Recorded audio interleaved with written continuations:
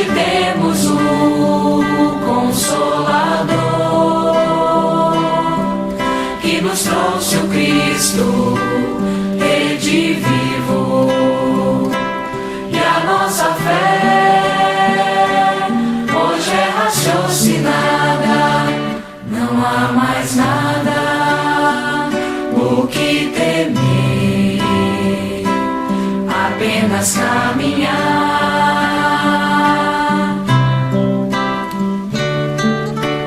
A sua luz vai brilhar na terra, porque a verdade encerra. E assim, digo Kardec, obrigado pelo Espiritismo, por ter renunciado, pelo Espiritismo e a vida dedicado ao Espiritismo.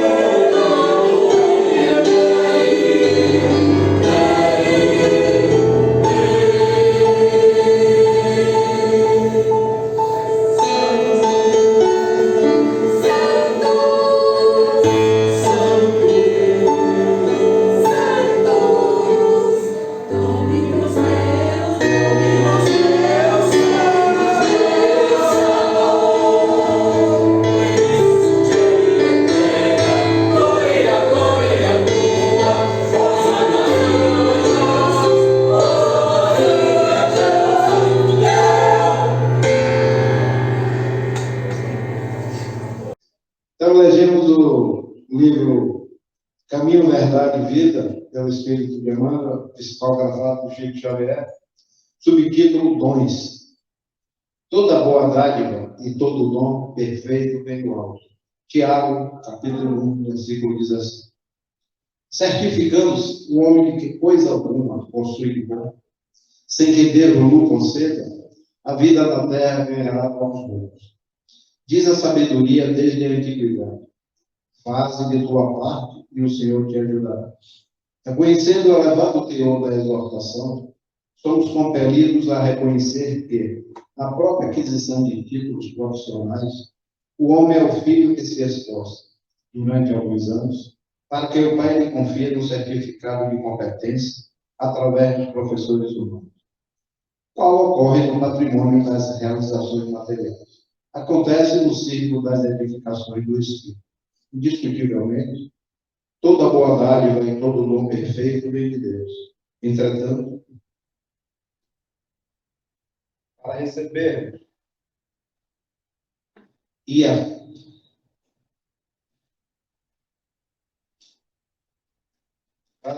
recebermos o benefício, faz-se preciso bater à porta para que ela se nos abra, segundo a recomendação evangélica. Queres o dom de curar? Começa amando os doentes, interessando-te pela solução de suas necessidades. Queres o dom de ensinar? Faze-te amigo dos que ministram o conhecimento em nome do Senhor, através das obras e das palavras edificantes. Espera o dom da virtude, disciplina-te. Pretendes falar com acerto? Aprende a calar no momento oportuno. Desejas acesso ao círculo sagrado de Cristo? Aproxima-se dele, não só pela conversação elevada, mas também por atitude de sacrifício, como fora de sua vida. As qualidades excelentes são dons que procedem de Deus. Entretanto, cada qual tem a porta respectiva e pede uma chave diferente. Vamos passarmos a palavra ao coronel Anselmo, presidente da casa, para que faça a oração de missão. Boa tarde, meus amigos.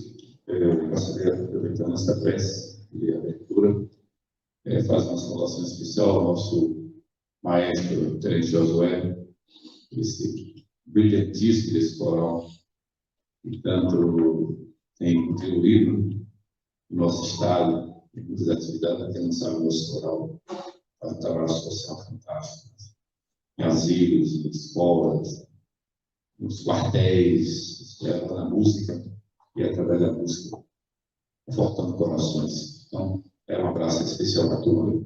Só saiu aí, mas você seja um porta-voz, está você mora no nosso coração. Meus irmãos, vamos nos aquietar nesse momento, nossas mentes, nossos desejos, para que possamos, nesse momento, elevar o nosso pensamento alto, pedindo a proteção dos nossos guias, dos mentores espirituais desta casa. Por isso que eu peço a todos vocês, nesse momento, que façam uma prece silenciosa, pedindo aos irmãos de luz que nos protegem, que estejam aqui presentes conosco. Oremos por eles.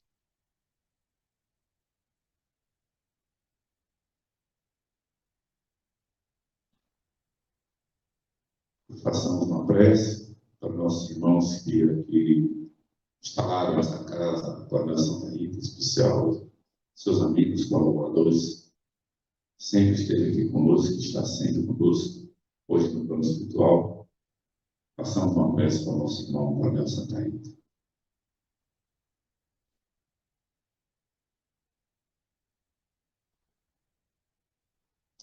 Façamos uma prece para os nossos irmãos que aqui são trazidos, de estado de necessidade, mais uma vez, nesta tarde, eles possam ser assistidos pelos mentores espirituais e também por nós, através dos nossos pensamentos.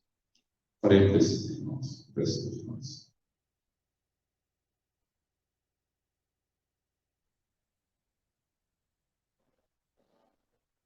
Façamos uma prece para o nosso irmão palestrante, Marcelo, Ariano, para que ele também possa assistir seus guias, seus mentores espirituais, trazendo para nós uma boa nova, uma boa explicação. Oremos, nosso irmão Marcelo.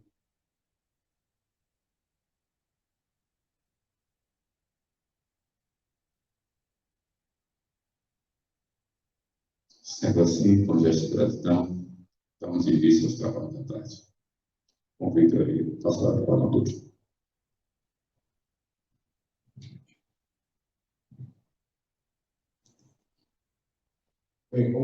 Foi anunciado para a frente da tarde Marcelo Mariano, e dispensa a apresentação, um grande estudioso, conhecedor da doutrina, e frequentador, de vez em quando, da casa, né? A gente torce para que ele disponibilize na sua vasta essa agenda requisitada um tempo maior para o Nepal. O tema desta tarde será a importância da família, a educação como chave do progresso moral. Ratificando às 17h50, vamos ter um intervalo de 10 minutos, e depois seguir. 16h50. A vida dele é tão escassa que a gente quer explorar bastante. A palavra do céu.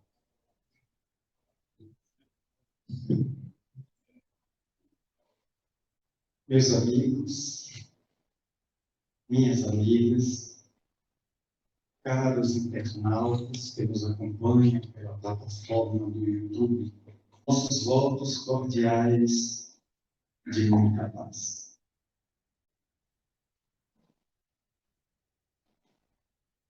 À medida que esta tarde do sábado se aproximava, fomos levados pela emoção mais de uma vez e examinar que as páginas da história, como diria Cícero, o pensador romano, é a pedra de toque que desbasta o erro e faz resplandecer a verdade.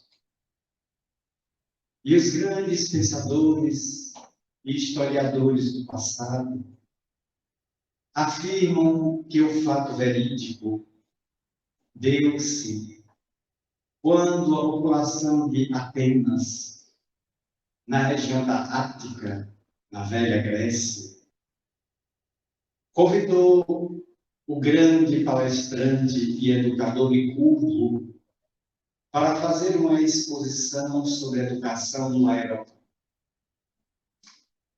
O ilustre expositor, após receber o convite, solicitou aos seus anfitriões 6 meses de prazo para proferir naquele anfiteatro de pedra uma exposição que abordasse os fundamentos da educação então vigente. Os anfitriões estranharam, porque ele era o rei da improvisação, podendo de um momento para outro discorrer com segurança sobre qualquer tema que se lhe oferecesse. Mas diante da nobreza daquele homem, da sua integridade como educador, ofertaram-lhe 180 dias, fim dos quais ele comparece com alguns escravos próprios da condição da época. Atenas, apesar do berço da democracia, era uma cidade escravista, especialmente junto aos ilotas e aos metecos, que eram considerados estrangeiros naquela cidade. Ele comparece com alguns escravos trazendo 4 grandes gaiolas, cobertas por um pano, não se permitia ver o seu conteúdo. Tomando posição, ele fez sinal a 2 escravos que trouxessem uma das gaiolas, de onde, tirado o pano e levantada a portinhola, saiu uma lebre, um animal dócil. Mas se observava que, pelo comportamento, era um animal ainda selvagem, não domesticado. De uma segunda gaiola colocada ao lado, tirou-se o pano, abriu-se a portinhola para sair um mastim. E assim que naquele local de areia, onde o público, quase 700 pessoas, assistiam-lhe à conferência memorável que ficou nos anais da história, assim que o mastim visualizou a lebre entrou em desespero. Começou a tentar fugir num espaço onde não havia chance de evasivas. E, naturalmente, que o mastim a abocanhou como se sofresse de hidrofobia, tamanha quantidade de baba que lhe vazava pela boca. E, ao abocanhar-lhe o pescoço, o mastim sacudiu como os crocodilos fazem nos lagos, nos rios, quando pegam uma presa.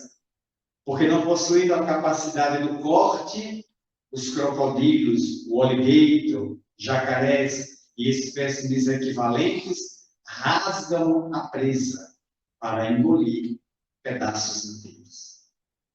O animal sacudiu a lebre para lá para despedaçá-la completamente e a cena de sangue chocou a plateia, que soltou uma interjeição de angústia diante do quadro aflitivo que pretendia Licurgo com aquela cena. Os escravos recolheram os destroços, o animal feroz, 2 novas jaulas foram trazidas e o público aguardou uma nova cena de sangue. A primeira, abriu-se a portinhola para tirar uma lebre, que saltou e ficou olhando aquele imenso anfiteatro cheio de espectadores. A segunda, um novo mastim.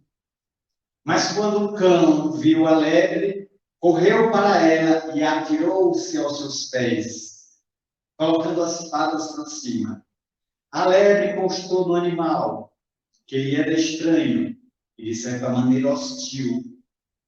E ali os dois ficaram rolando na areia, brincando como se fossem 2 velhos amigos que se encontram. O rabo do cão não parava de balançar, tamanha alegria de reencontrar como que uma velha amiga. Todos se sentiram profundamente sensibilizados com a cena.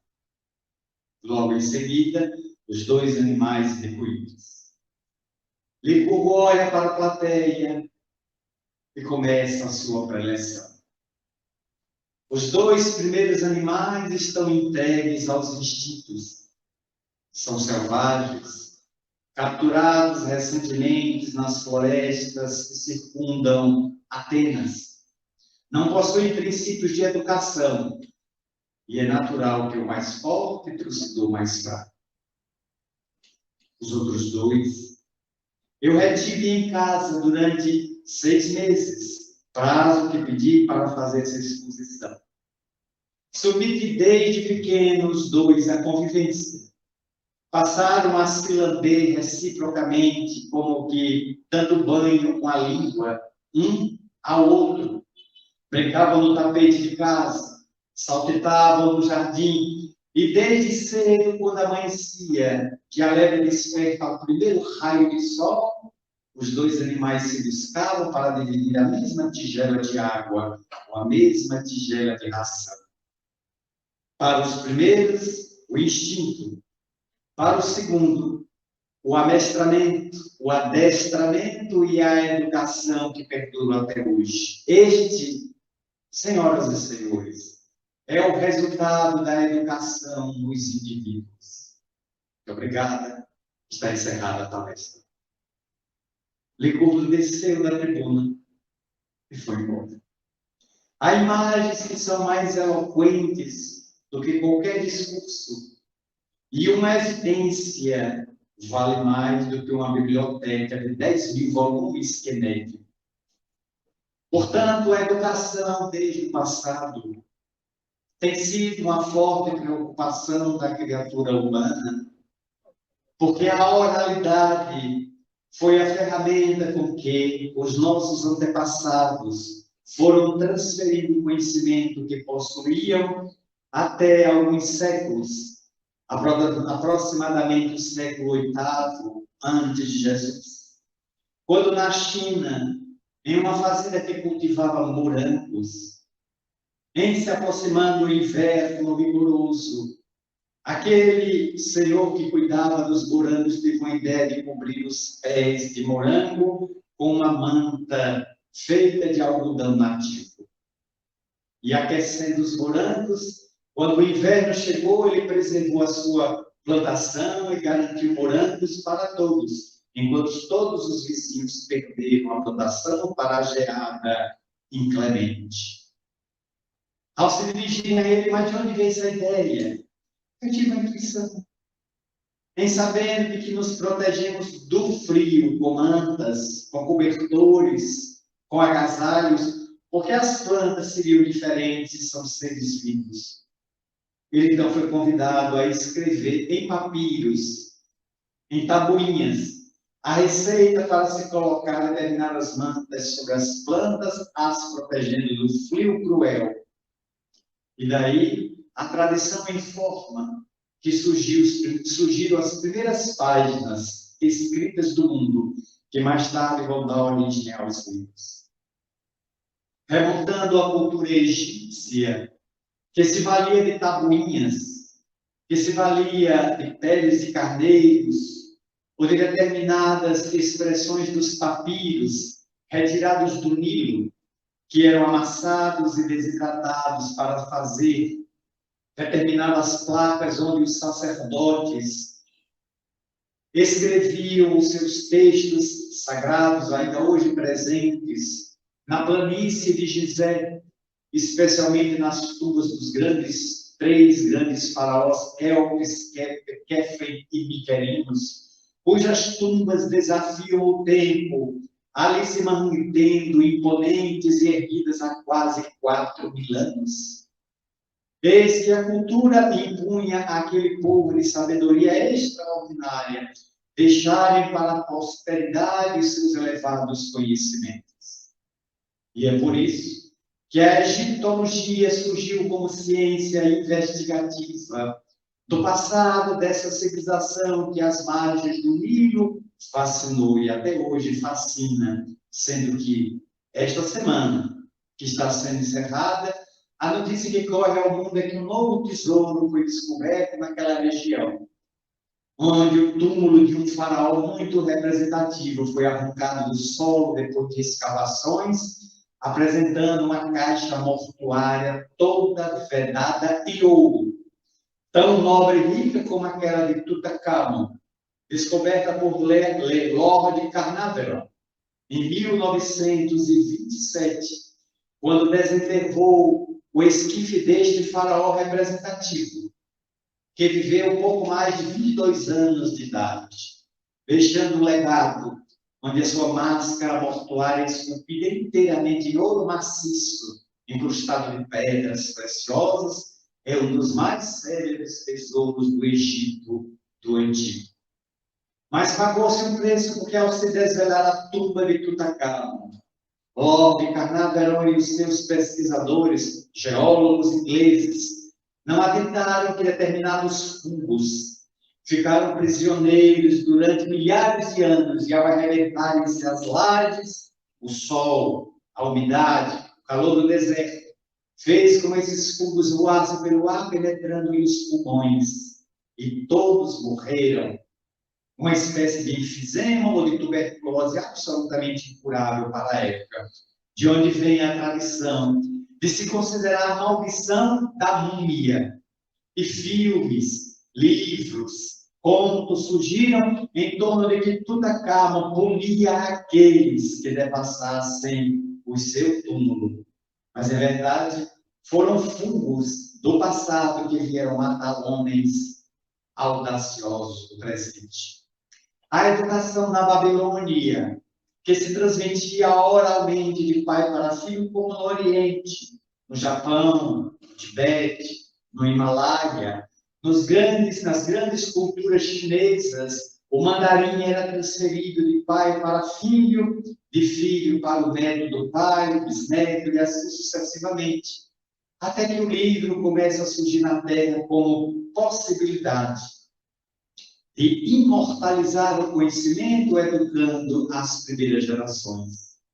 E retornando à Grécia, compararemos as duas grandes cidades gregas que se anatematizavam, Atenas e Esparta, quando em Atenas a cultura fazia com que os filhos fossem educados para defender a pátria, mas Esparta foi muito mais longe. Localizada na península do Peloponeso, árida e seca, tornou-se praticamente uma cidade aquartelada, onde a caserna representava o espírito bélico daqueles cidadãos.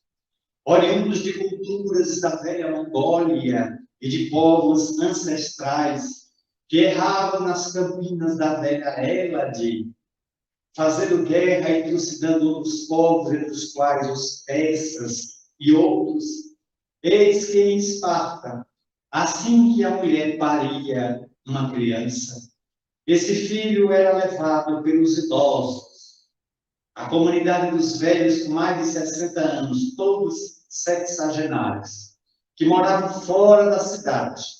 Eles levavam a criança recém-nascida, ainda molhada nos líquidos, para a borda de um precipício e seguravam a criança pelos pés, de cabeça para baixo. Se a criança reclamasse, se a criança chorasse do frio da manhã, era um menino. Era forte, já começava a reclamar desde que nascia. era devolvido à mãe e ao pai para serem criados. Mas se a criança não demonstrasse qualquer reação contra aquele tratamento desumano que era aplicado, a mão do velho se abria. E o corpo da criança caía no despenhadeiro, se despedaçando nas pedras do riacho, para deleite das aves de rapina que ficavam em prontidão para consumo da carne fresca e nova.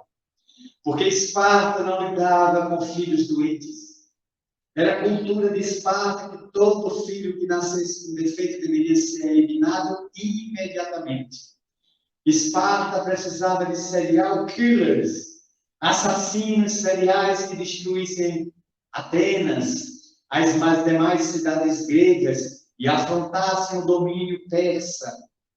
Os persas, que não tergiversaram no governo de Ciro em descer o desfiladeiro das Termófilas, invadirem as Peredias e fustigarem toda a Grécia, submetendo-a sob seu talante. De onde vem a história clássica que quando aqueles navios dos persas com milhares, mais de 120.000 soldados, chegaram nas regiões dos mares para aportar e começar a destruir, tomando conta da Grécia, eis que Atenas destaca um homem para pedir ajuda a Esparta, dizendo que naquele momento a rivalidade entre as duas cidades era de só menos importância. A Grécia estava sob domínio persa, invasão, e era necessário defender o território. As diferenças seriam cogitadas. E um atleta de nome Feidípedes, em vendo a distância das duas cidades de aproximadamente 45 quilômetros, empreendeu uma corrida de Atenas a Esparta. Ao chegar às portas da cidade amuralhada, foi recebido com flechas, e ele disse que era um mensageiro que trazia uma grave notícia. Permitiram que ele entrasse.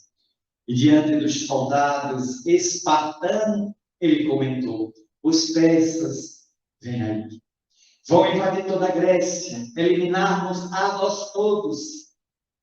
Apenas pede que momentaneamente a nossa rivalidade da cidade aquartelada e a cidade da democracia, dos poetas, dos filósofos, de Péricles, que no século V inaugurou o chamado século de ouro, do pelo para, a democracia do povo, pelo povo e para o povo, vocês possam nos ajudar enviando soldados imediatamente. Esparta desconfiou, mas diante de outros informes que davam conta da chegada de Ciro e de suas tropas, preparou soldados e feitiços. Voltou pelo mesmo caminho, percorrendo em poucas horas, um dia e meio, 90 quilômetros, correndo. Ao chegar à cidade de Atenas, ele já encontrou sua cidade sob invasão persa, tomou de armas e foi lutar. E enquanto Esparta chegava com seus exércitos, Feidípedes caía, tombado ao chão, vítima de um ataque cardíaco de cansaço. 90 quilômetros correndo e ainda lutando, nenhuma espada o ceifou. E em homenagem a Feidípedes, as Olimpíadas do ano 76, que começaram na Grécia até hoje, tem uma cerimônia típica do acendimento da tocha olímpica por uma profetisa, por uma sacerdotisa, uma vestal, homenageia Feidípedes, colocando no último dia das Olimpíadas a mais longa e cansativa prova, a maratona. 42 quilômetros, 195 metros, cujo recorde é de aproximadamente 1h58 minutos. Em homenagem a ele, a maratona entra para a era olímpica. Mas a educação em Esparta, se a criança sobrevivesse, era entregue aos pais que deveriam cuidar dela e educar com os hábitos familiares só até os 7 anos de idade. Aos 7 anos de idade, Esparta confiscava os filhos, os arrancava dos pais, que os entregava ao Estado.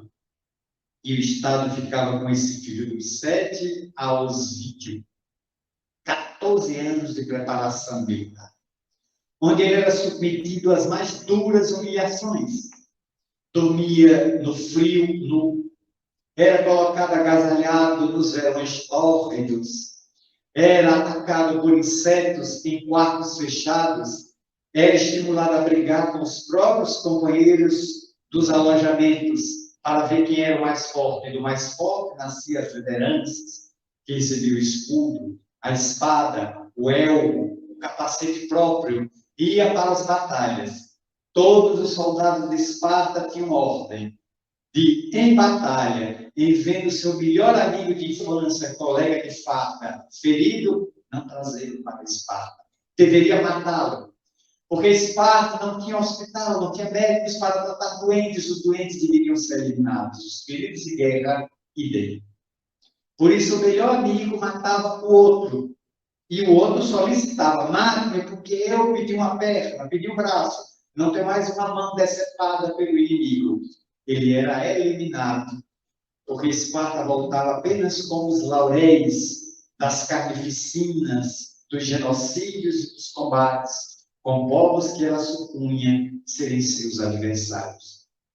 Por isso a cultura começaria em Atenas com as academias. O século de Péricles, 500 anos, foi o século de Sócrates.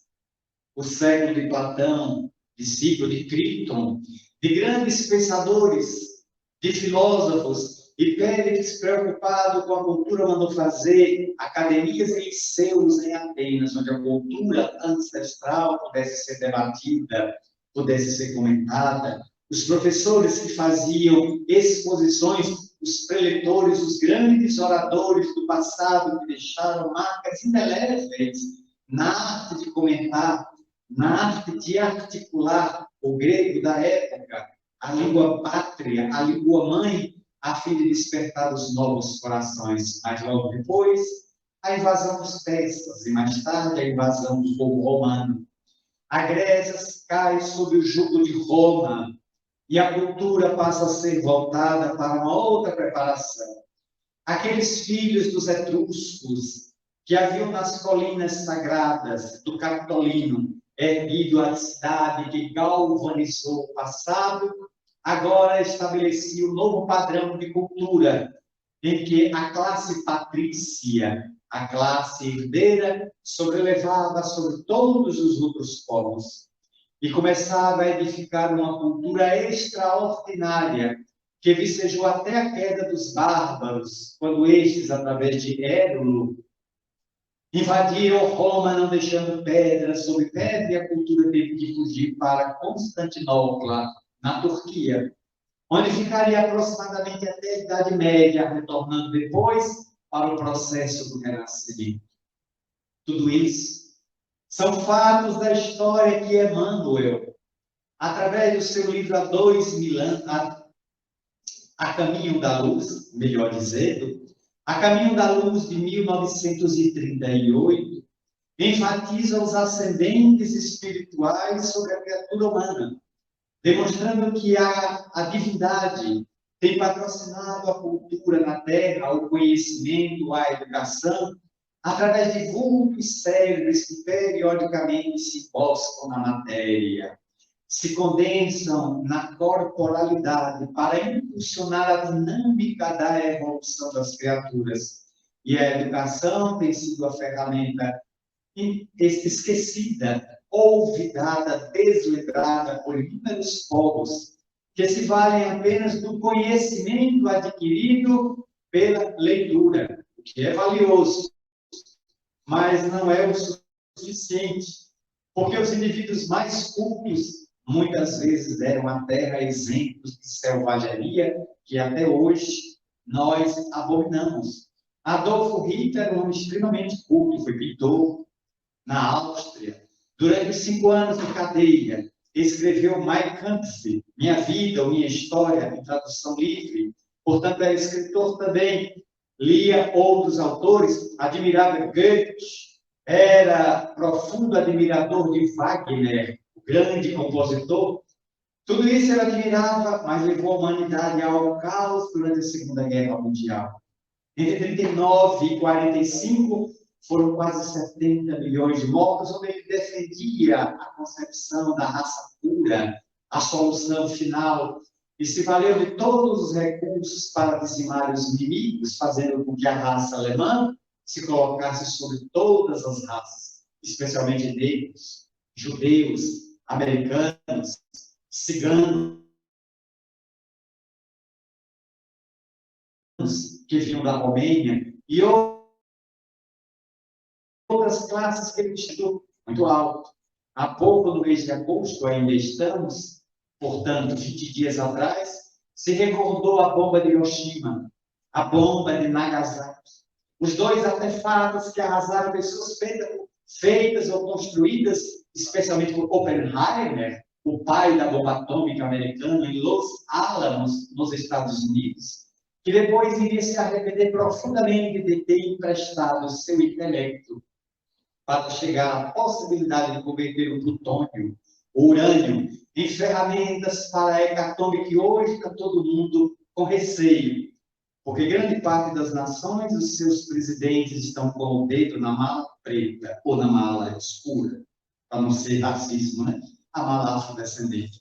Todos com o dedo ali, aguardando chance de explodir o artefato nuclear que pode destruir o outro, o receio. E todos com medo, ninguém sabe de onde virá o primeiro artefato. Todos sabem, todos conhecem, mas falta sentimento. O sentimento de amorosidade ao outro, o sentimento de afetividade, de respeito e de compreensão de que qualquer hecatombe nuclear na Terra não vai haver nem vencidos, nem vencedores. A contaminação se espalhará pelo vento. Animais, plantas e águas serão contaminadas pela radioatividade. Os únicos animais que vão sobreviver são as baratas, porque possuem nas suas asas uma substância que as imuniza contra a radioatividade. E as baratas estão vibrando para que os homens saiam da terra. As mulheres morram, todo mundo só fica o reino das baratas. E que elas vão levantar a bandeira, baratas unidas, jamais serão vencidas. E toda a humanidade destruída pela radioatividade. Tudo isso bebemos nos livros. As bibliotecas, como a do Congresso norte-americano na Avenida Pensilvânia, tem 25 milhões de exemplares. Portanto, uma quantidade de livros que seria impossível, ou quase impossível, numa reencarnação, o indivíduo ler todos. A Biblioteca Nacional do Rio de Janeiro possui mais de 2 milhões de livros acumulados, alguns dos quais raríssimos, uma edição ainda rascunhada à mão de Os Lusíadas, de Camões, um livro de mais de 500 anos, o épico da língua portuguesa. Entretanto, mesmo que o indivíduo ali mergulhando os afios, não conseguirá digerir tanto material.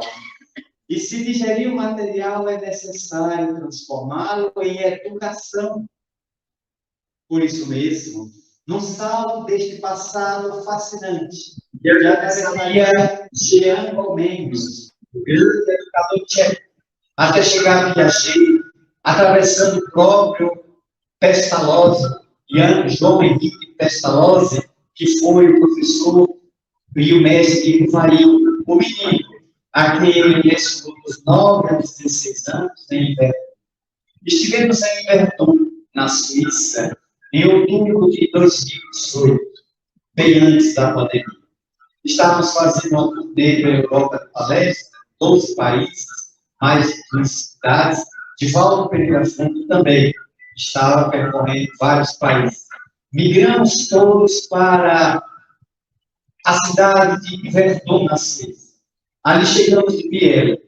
Uma amiga nos levou e passamos o dia inteiro naquele castelo, sem portas, com as suas portas arredondadas, sem fechamento, onde um jovem que vai chegar aos 9 anos de idade, sairemos desse mestre Pestalozzi, lhe transferiria toda a pedagogia, a educação pedagógica que à época. E o menino aprendeu com o mestre que era protestante, metodista, Aprendeu toda a ciência a tal ponto que, quando Pestalozzi viajava pela Europa para fundar novos colégios que seguiam a sua metodologia, avançadíssima para a época, primeira metade do século XIX, eis que Rivail, já adolescente, substituía o ensino mestre, ministrando aulas no lugar do tamanho do tirocínio. Depois ele regressaria a Paris, não mais a sua cidade natal, Lyon. E ali em Paris, ele concluiu seus estudos para ainda jovem fundar uma escola onde desenvolveu o método pestalozziano de educação. Mais tarde, escreveria um manual sobre a língua vernácula, sobre o francês, uma gramática, sendo homenageado pela Universidade de Arras, que outorgou-lhe uma distinção por aquela gramática da língua portuguesa. Ao final da vida, o professor Rivail, já então Allan Kardec, falaria 8 a 9 idiomas. Dominava o latim, dominava o português, que se comunicou com pessoas aqui da Bahia, o professor Zacarias, Luiz Olímpio, Teres Menezes. Ele falava o francês, o alemão, entendia também o inglês, o italiano, um homem de uma cultura vasta. Mas compreendeu que não basta ao indivíduo ter cultura acadêmica. Ela é valiosa. Até porque no Evangelho, segundo o Espiritismo, há uma proposta das venerandas vozes da imortalidade espíritas. Amai. Eis o primeiro mandamento. Essas ideias, o segundo. Instruí-vos. Portanto, o Espírito de verdade recomenda que possamos nos instruir. Por isso, talvez algumas pessoas que eu encontro nas minhas viagens pelo país, as pessoas me dizem, eu tenho dificuldade de entender o Espírito, porque tem muito estudo. A gente está sempre convidado a estudar, qualquer palestra sincera, indicando 10, 12 livros de bibliografia. Como isso é possível? Eu não sei que a pessoa tem 2 neurônios na cabeça, queimado e satisfeito. Ela realmente tem dificuldade de estudar. Ela começa a ler e hoje estamos nas leituras a priorísticas, superficial, e lê a orelha do livro. Mas que livro fascinante, quando estivemos em Uberaba, há 22 anos atrás, para conhecer Chico Xavier pessoalmente em sua casa e participar do culto do Evangelho lá na residência dele. Domingo de Carnaval, às 18 horas de 1999, alguém nos contaria ali que Chico Xavier oportunamente atendeu uma senhora sofrida, em que a aflição havia feito morada no coração dela e dos 2 filhos assassinados. Chico ouviu a dor daquela mulher que era superbatível. Levantou-se da cadeira de dificuldade, a abraçou. A terapia dele levou a abraço. A pedagogista chegou a fé.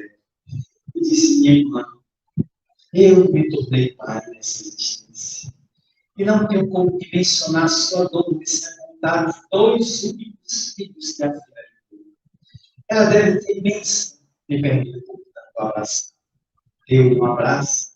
Se qualquer palavra minha seria vazia, sem conteúdo.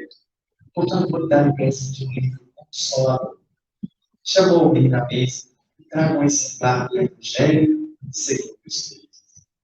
A pessoa veio, chegou da caneta, na paleta cheia de caneta esferográfica, e ele, por uma dedicatória, deu o Evangelho. Leia. Uma página por de um capítulo, como você achar melhor. Aí você encontrará Jesus consolando sua dor. A mulher foi. Cerca de 45 dias depois, um mês e meio, a mulher apareceu no grupo espírita da prece. Situada numa fila, o Chico, que nunca esqueci uma pessoa que tinha memória fotográfica digital, ele falou, mulher, você mesmo, minha cara, lembra, nos encontramos, mas Chico, você lembrasse de mim, eu estou vendo você sorridente na fila, eu vou pegar uns autógrafos com você, como é que você está hoje? Consola. Aquele livro que você deu, mas ele é maravilhoso. Você leu, no final eles se casam, são felizes para si. O Evangelho esse é o capítulo 30, versículo 29. É uma conversa toda especial, um capítulo a mais que eu nunca li. Aí Chico percebeu como povo se enganava, tentando enganar ele, que conhecia o Evangelho de São Tiago, sabia todos os capítulos de memória. Portanto, o livro deve ser lido, deve ser examinado, porque cada vez que voltamos ao livro é o mesmo. O leitor não é mais o mesmo. Ele sempre volta diferente pela maturidade, pelo sofrimento, pela dor, pelo avanço da idade, pelas experiências interpessoais que o assinalam na atual existência. E, por isso mesmo, deve-se converter este material intelectual em educação, conforme a proposta do ínclito codificador da doutrina espírita Allan Kardec, quando aborda a questão 685, de 685, letra A. Mas eu vou ficar com o caput, a pergunta propriamente dita. Quando ele fala da educação, e nos comentários judiciosos que faz, ele diz: não me refiro à educação pelos livros. Isso é instrução, que é papel da escola. Escola nenhuma educa. A escola instrui. Eu tenho 28 anos de sala de aula, lecionando História. Aqui em Salvador, lecionei de 8 anos na honrosa Academia de Polícia Militar do Pedrezeiro. Lecionei durante 8 anos Estatuto da Criança e do Adolescente. Então, a escola não educa, ministra conhecimento. Quem educa é o lar. Quem educa é a família. Os pais devem se converter do nascimento até a idade adulta, e que pode perdurar a vida inteira, em verdadeiros educadores dos filhos.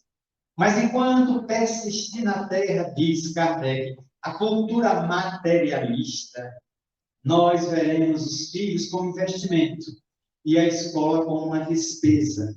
Tanto que, vez por outra, eu vejo quanto é que custa no Brasil manter um filho desde que ele entra na escola até os 18 anos.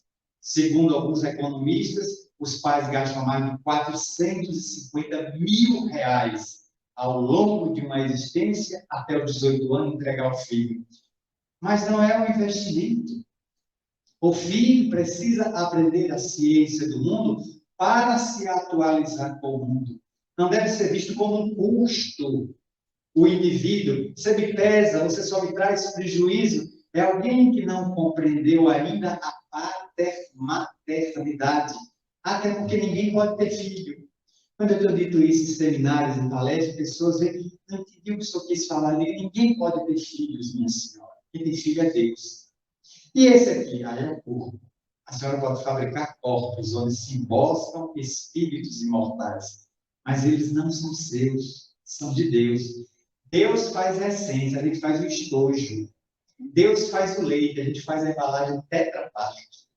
Sai da maternidade, depois a gente devolve no cemitério ou no crematório. Mas não é a pessoa, porque a pessoa vem antes da concepção e ela vai depois da decomposição cadavérica. E tem gente que para, fica raciocinando, e só às vezes no ano seguinte, quando eu retorno naquela cidade, agora foi que eu entendi. Eu tinha um ano depois, nossa, não é o pêntio, é um lêntio, o cérebro, né? Precisa de um ano para fazer o processamento da informação. Mas compreender, o importante é entender.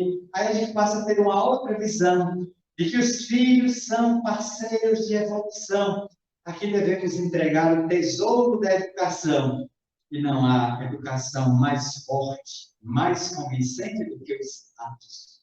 Os atos valem mais do que as palavras. O indivíduo pode fazer um discurso e depois que tiver um ato indigno, todo aquele discurso se desmoraliza. Cai ao chão.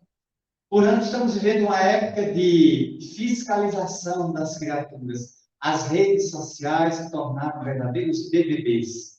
Examinando todo mundo, qualquer queda, qualquer ato, qualquer procedimento, uma mão boba, um beijo num atleta depois de ganhar uma Olimpíada, pode custar o pescoço do indivíduo na guilhotina. Vem um lixamento moral, vem um lixamento digital, vem um lixamento analógico, desse o nome que quiser, porque ninguém fica para examinar a intenção. Não estamos defendendo, nem estamos condenando. Estamos convidando a examinar o fato em profundidade. Mas o que se examina é sempre o fato, o ato, nunca a intenção que está por detrás da pessoa. Hoje viajamos pela manhã a uma cidade perto de Feira de Santana para deixar com alguns amigos sacos e sacos de doação de roupas que nos foram entregues e repassamos. O momento em que a BR-324 estava interditada pelo tombamento de um caminhão carregado de bolacha.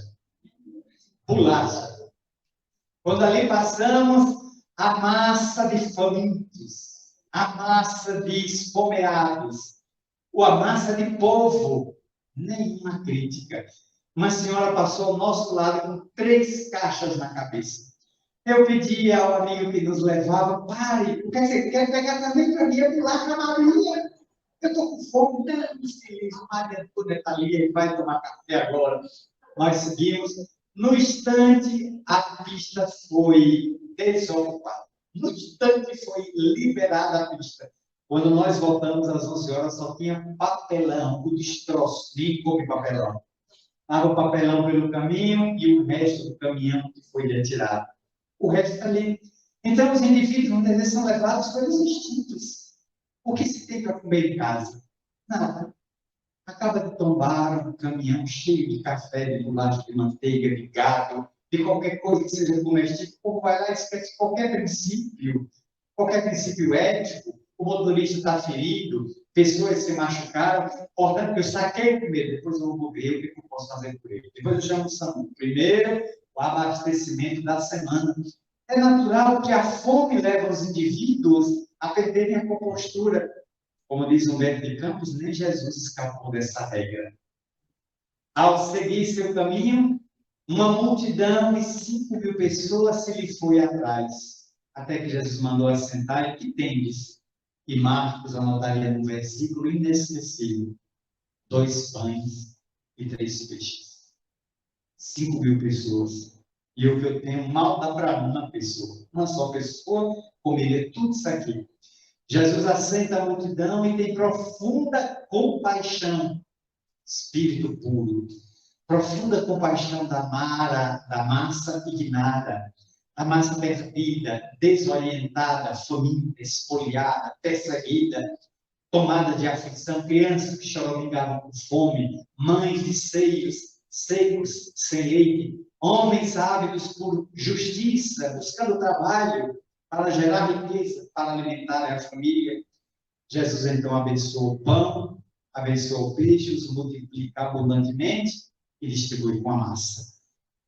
Segundo os relatos, ele conseguiu alimentar 5.000 pessoas, ainda sobrou 12. E muita gente levou farmel para casa.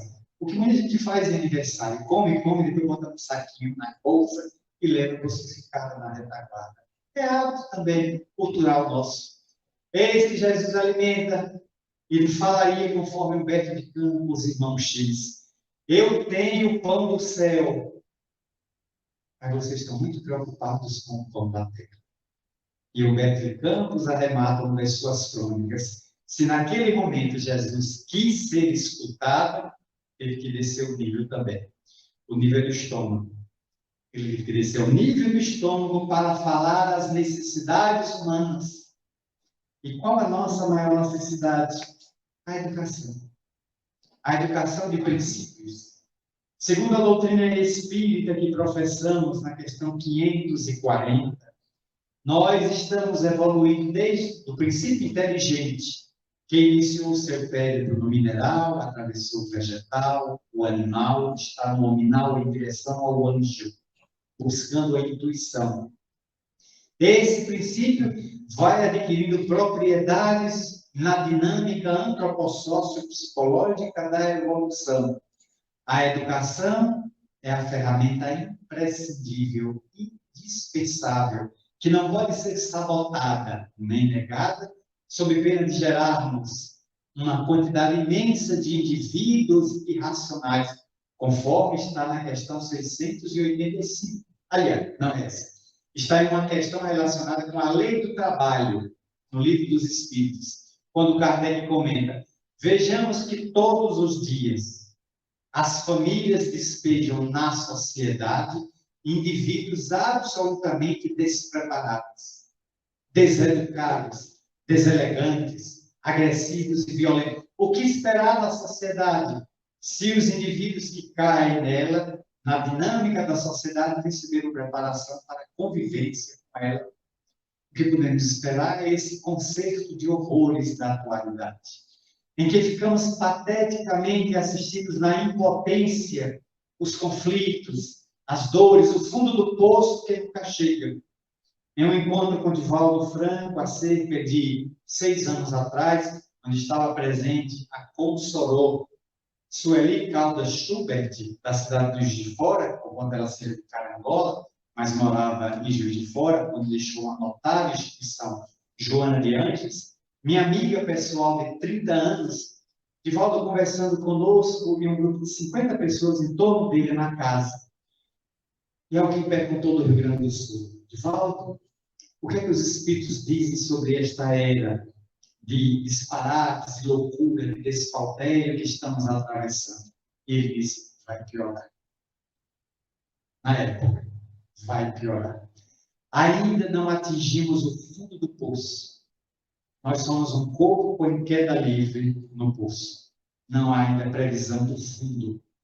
A hediondez, a agressividade, a violência, os crimes bárbaros e chocantes ainda estão por vir, porque é o período da transição.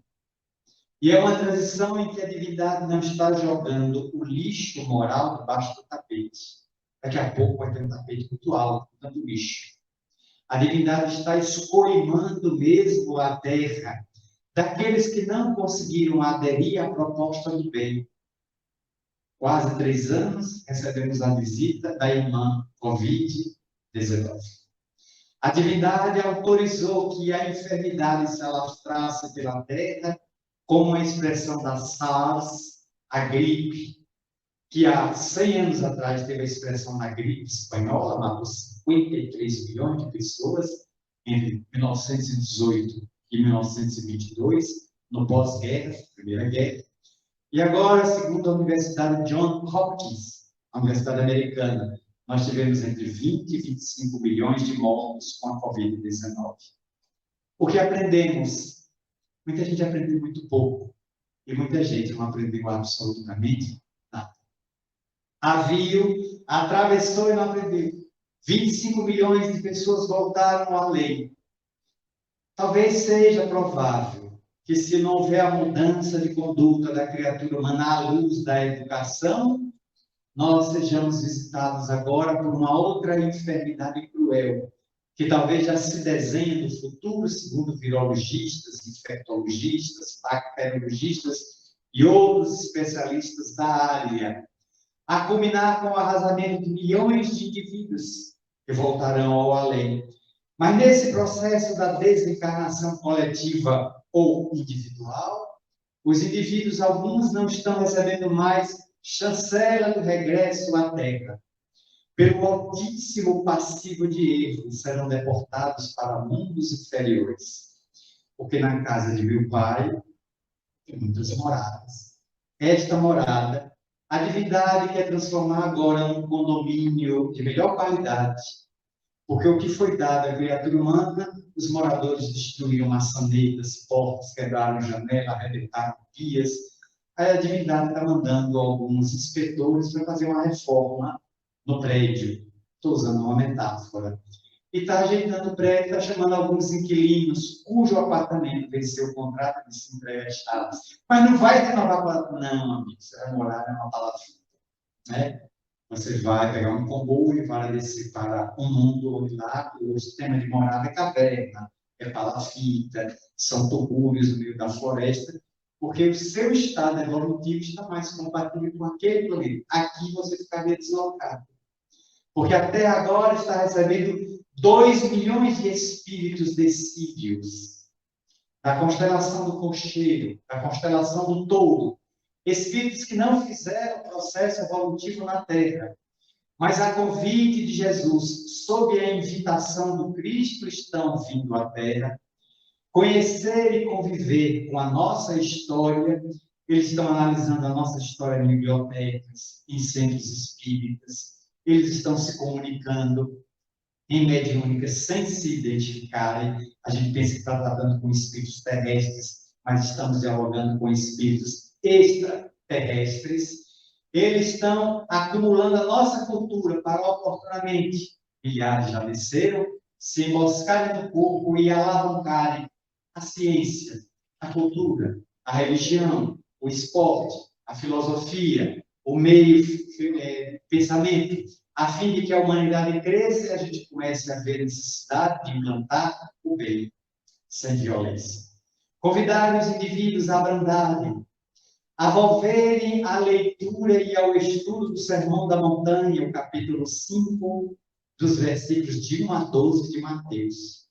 Esculpi-lo na convivência, abrandando a maneira de tratar o outro e abrandando a maneira de tratarem a si próprios. Sim, caímos. Agora há necessidade de ficar de pé.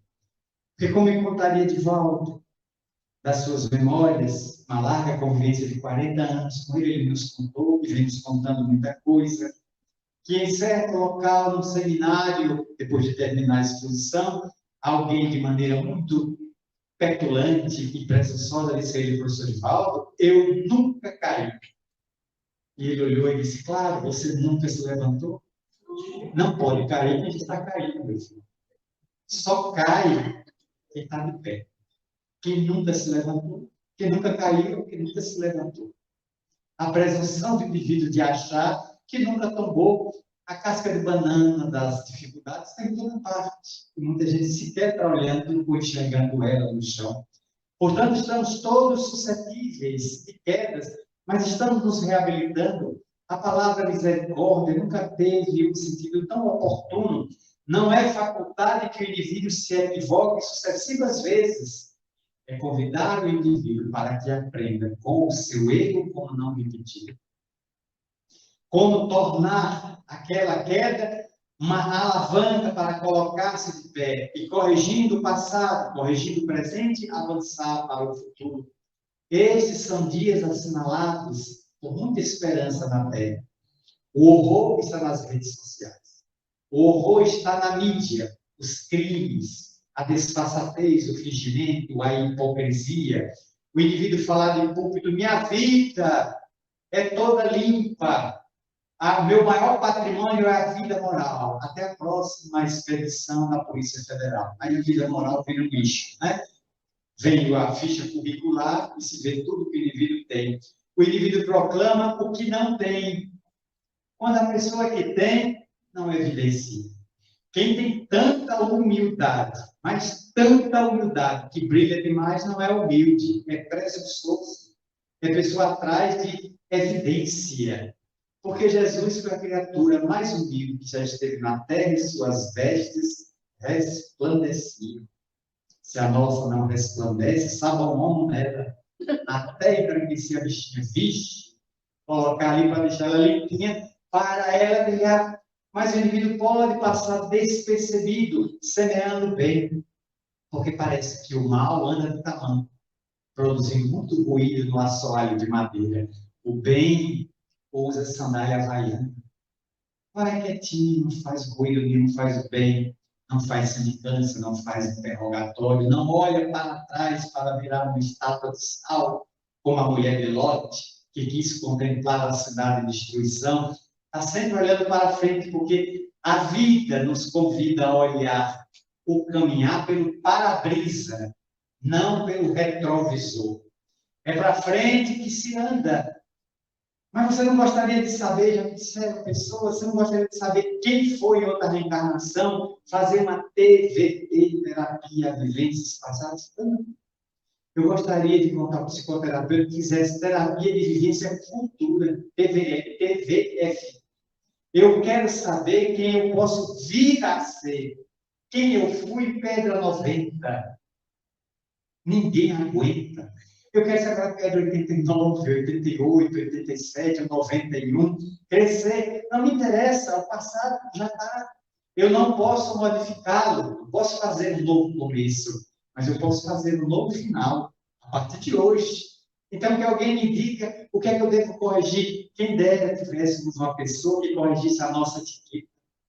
Alguém, um amigo, uma pessoa que de maneira gentil disse, olha, aquele comportamento não foi adequado, aquela frase foi infeliz, aquela colocação foi intempestiva, fora do propósito, e nós iríamos nos ajustando para diminuir as trombadas no mundo, as dificuldades de relacionamento, ter paciência, o que está faltando nos dias de hoje. As pessoas estão muito ansiosas, aliás, é a geração, como diz Leandro Carnal, a geração ansiosa, que já atravessamos o Paleolítico, a selva de pedra, era o nome da pedra lascada.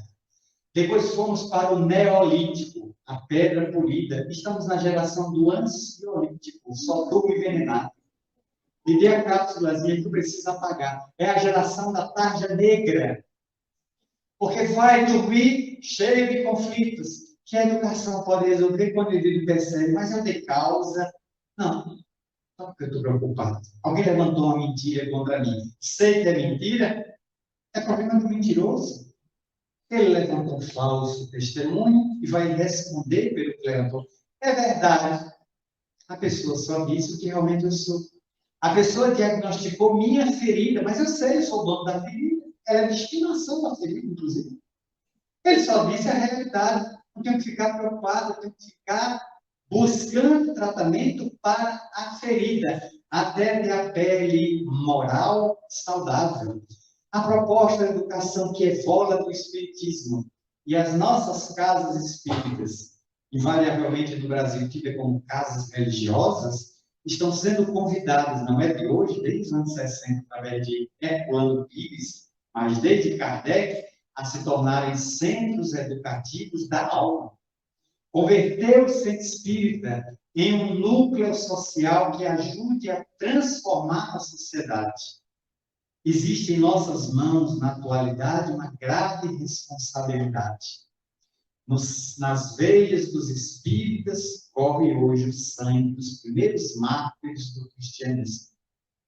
Aqueles homens e mulheres que davam suas vidas, deram suas vidas por amor ao ideal de Jesus, estão a nos inspirar na atualidade, convidando-nos ao sacrifício do ego. Não se queimam mais pessoas, não se queimam mais livros, pois se queima a reputação. A praga do fake news, a informação falsa, o indivíduo vai dormir em santa porta a Satanás. E as pessoas dizem, mas ele fez isso. Você tem prova disso? Não. E o que você vai dizer? Saiu na internet, mas foi olhar no site, a pessoa não vai. Elas se apegam, são pessoas de viseira, não conseguem olhar para os lados, não conseguem chegar para aquilo que querem chegar, que lhes é conveniente. A casa espírita deve se converter na sociedade num núcleo de transformação de homens e de mulheres. E quando, na década, cerca de 20 anos atrás, 5 espíritos responderam a um questionário proposto pela Federação Espírita Brasileira, os seus grandes educadores, a 5 grandes espíritos, Emmanuel já está, mas não podia, Chico já tinha partido, Amélia Rodrigues, nós tínhamos Bezerra de Menezes, nós tivemos Joana de Ângeles, eles responderam um questionário que está na revista O Reformador, dizendo que a atividade primordial, principal, básica de uma casa espírita é a evangelização da criança e do jovem. Tudo mais é secundário. Mas a evangelização visa preparar espíritas? Não. Visa preparar homens e mulheres de bem. Se a pessoa vai adotar o espiritismo, isso é um problema dela. Porque nós não somos espíritas, nenhum de nós. Estamos espíritas. Nós somos espíritos imortais. Isso é a essência. O que aqui eu me vinculo é transitório. Já fui católico, já fomos, a maioria de nós aqui já fui católico em outra reencarnação. Já andamos no anglicanismo, já tivemos um pé nas doutrinas evangélicas. Muitos de nós militamos em doutrinas orientais do passado, como o budismo, o brahmanismo, o hinduísmo, o Bahá'í e outros. Hoje estamos espíritas, mas a responsabilidade é gravíssima, porque temos um tesouro e não uma bijuteria na mão. uma doutrina sem dogma, sem sacerdócio, sem dízimo, sem sacramentos, onde o verdadeiro altar é interno, não é externo. Isso aqui é apenas uma configuração arquitetônica para facilitar os trabalhos, não dá destaque a ninguém. Ninguém é remunerado. Olha que vantagem. No Brasil, todos os líderes, as lideranças religiosas, católicos, evangélicos, são remunerados, pastores e padres. Nenhum de nós é remunerado. Eles remuneram o movimento espírita para realizar as questões. Quando os presidentes de centro, carregando o centro nas costas, abre o primeiro a entrar, é o último a sair, paga todas as contas. E quanta gente que frequenta a instituição nunca trouxe um copo de plástico para ajudar a instituição. Agora a proposta é despertar o indivíduo para que ele se sinta responsável pela obra, que pouco a pouco, no trabalho de formiguinha, vai conduzindo a sociedade para um novo patamar de compreensão. O berço não é o começo. O túmulo não é o final. E por isso, esse momento em que o NEPOM, o núcleo da polícia militar, esta célula de Jesus na terra, dentro do meio da caserna, atinge a avançada idade de 49 anos.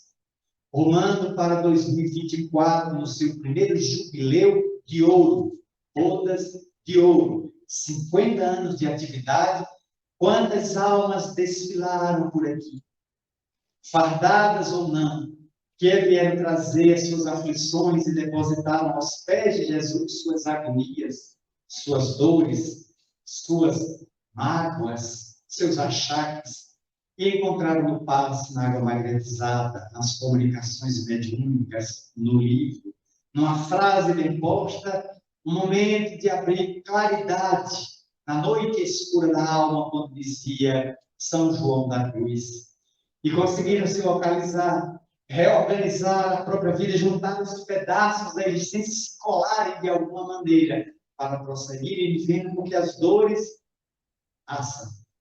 As amarguras, por mais que a noite negreje, não há forças na terra que possam deter a chegada de um novo amanhã. Por isso, a nossa gratidão de estarmos colocando com os amigos, trazendo um abraço da Federação Espírita do Estado da Bahia, a veneranda instituição que abre as suas portas para esta jornada, que vai, na sua culminância, a todos nós convidando a uma reflexão sobre esses dias desafiadores que estamos vivendo. Onde lá fora a loucura está na praça pública, o desfalteio está dentro do metrô, a agressividade está dentro do ônibus, está nas avenidas, nas BRs, nos indivíduos imaturos, e todos nós somos convidados a ter uma postura de equilíbrio, porque Jesus precisa de braços e mãos na terra para voltar a agir junto às criaturas humanas. Nós todos estamos sendo convidados a ser braços e pernas do Cristo, atravessando as imensas lonjuras da terra para levar a mensagem do Evangelho.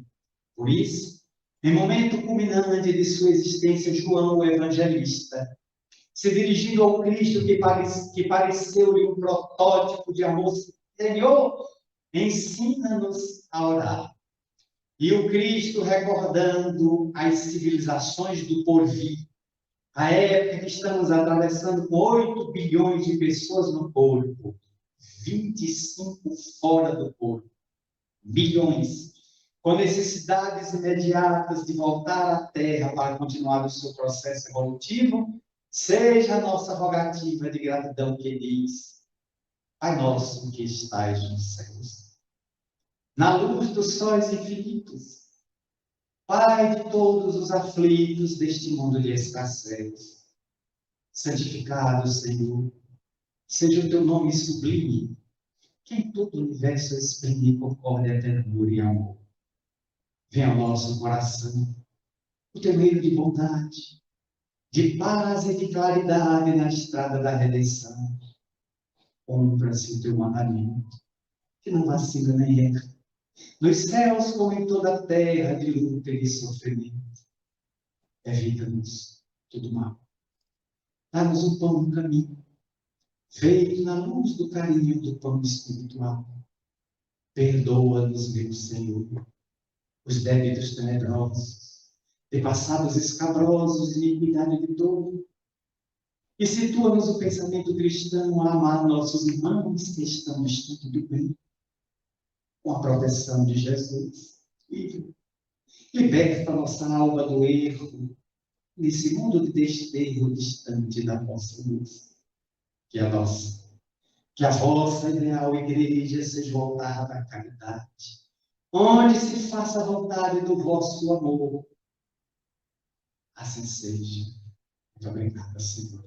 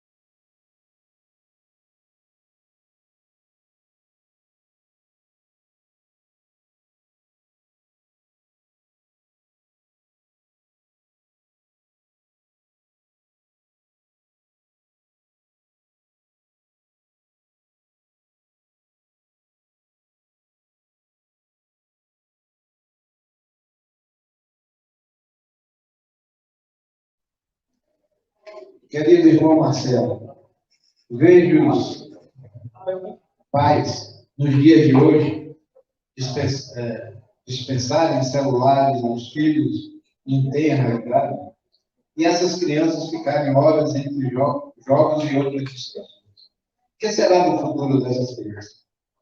Crescerão mais sábias? Ou o excesso de tecnologia trará um prejuízo na educação desses filhos? A tecnologia veio para nos auxiliar, mas somos uma civilização inadaptada ao excesso de tecnologia, porque ela foi tão rápida, ela chegou sufocando as tecnologias ancestrais, que hoje é de você perguntar, quem é que manda mais carta pelos correios? Mas ninguém. Você aniversaria, eu salvo uma página, já pronta na internet, mas para você ir homenageando pela data natalícia. Se for muita gente, eu mando um grupo. 10 pessoas no mesmo dia fazem aniversário. Eu salvo um grupo das 10 e mando. Ou seja, eu mando um atacado, não atendo mais o varejo. Por que o aniversário é no mesmo dia? É como se eu revelasse as pessoas. Quando isso é frio, do ponto de vista afetivo, eu mando a mesma mensagem para 10 pessoas. Mas as 10 pessoas, para mim, que têm uma amizade, vínculo, elas têm afetividade diferente. Com algumas eu tenho mais proximidade, com outras menos, mas elas tratei pelo mesmo rameirão. Então, isso é algo a ser pensado, porque se Jesus tivesse uma ferramenta tecnológica como dispomos hoje, o que ele não teria feito na sua época? Se Allan Kardec tivesse a tecnologia que nós temos, que tipo de revolução ele não teria provocado na França e no mundo no século XIX? O que Kardec tinha? A caneta tinteiro. Ele não tinha máquina de datografia, nem tinha sido criada aí a máquina. Então, tudo que Kardec perguntou, ele molhava no nanquim a pena com a ponta de metal, por onde a tinta escorre, rascunhava. Nas reuniões da semana seguinte, ele levava para as mediúnicas para interrogar os espíritos. E disso nasceu a codificação. Hoje a gente senta, constrói um texto, destruindo uma reputação. No dia seguinte, o indivíduo que dormiu santo acorda Satanás, em cima do que a gente disse para milhares de pessoas. Portanto, a gente se responsabiliza pelo que semeia. A tecnologia está dentro de casa. Equipamentos de alto ponto, os filhos pequenos já levam celulares, smartphone e outros equipamentos, né, para a escola. Olha a repercussão do caso de São Paulo. O governador do estado de São Paulo decidiu, junto à sua secretaria de Estado de São Paulo, que no ano que vem todo mundo ia ter livro virtual, acabava o livro físico. A repercussão foi tão negativa que o governador Tarcísio voltou atrás e vai adotar novamente os livros do MEC. Ele está errado? Não sei se é errado ou certo, que analista Nazário que não era o momento de abandonar o livro físico. Ele ainda é útil. Muita gente não tem acesso à internet, não tem acesso a um tablet, a um equipamento que possa ter. Não está tão vulgarizado ainda assim, porque em muitos lugares, não estou falando só da capital, as pessoas não têm acesso. Então, ela tem um impacto na formação das pessoas. O tempo que a gente gasta. Nós somos o segundo país do mundo que tem mais tempo de internet. Nós somos o Brasil. O primeiro é a China. Então, nós estamos seguindo. A gente gasta muitas horas por dia olhando, acorda, está olhando. E vai dormir com o smartphone do lado. Ele dorme do lado. Que acordou, já pega. Tem gente que ouviu o chamado, vai pegar, mesmo que não tenha nada, seja um galo, um piano, um passarinho cantando, mas confunde o sinal e vai olhar. Então, temos uma geração ansiosa, robotizada, que se transformou em drone, em replicante, quase clone preso. Isso está sendo objeto de estudo de sociólogos, de sexólogos, de filósofos, de pensadores. Porque ou a gente administra esses equipamentos, ou esses equipamentos irão nos escravizar, se é que muita gente já não está escravizada. Então, a ferramenta é boa, mas tem que ser educada o usuário. Então, temos que receber uma educação para saber utilizar bem. Nesse momento, se ele tocar o meu, eu não posso entender. Porque eu estou no momento de responder perguntas.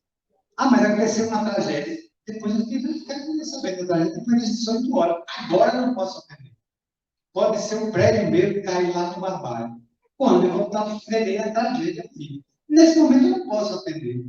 Ou eu assovio, ou eu chupo cana. Ou uma coisa, ou não dá para fazer as duas coisas. Então, há momentos que ele ajuda, salva você na estrada, chama um corpo de bombeiro, mas todo momento ele é inadequado.